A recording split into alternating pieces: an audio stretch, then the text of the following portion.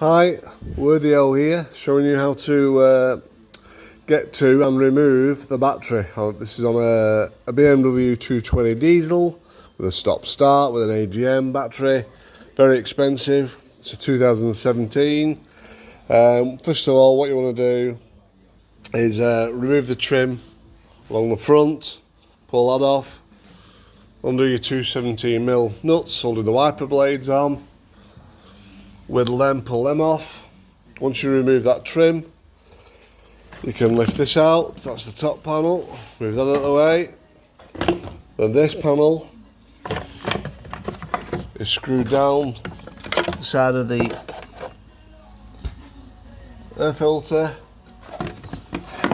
One bolt there, the other bolt's at the top. Little 8mm, remove a couple of them. Little 8mm on this rear panel.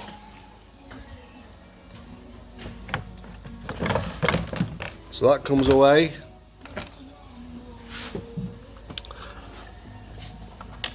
Top panel, once you remove the bolts, so that should be free. You've got your wiper blades off, lift them off. Pull one side out. There we can see the battery. There is a battery clamp right down in the bottom. You just can't see it, but it's there. Undo that 13mm.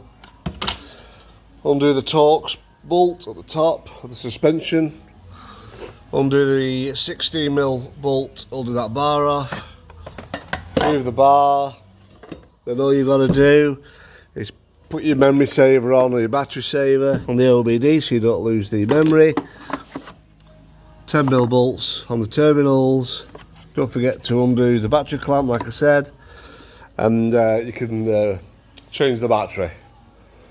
It's probably took me about 10-15 minutes to dismantle it all, so good luck. Please subscribe and like. Your friend Worthio.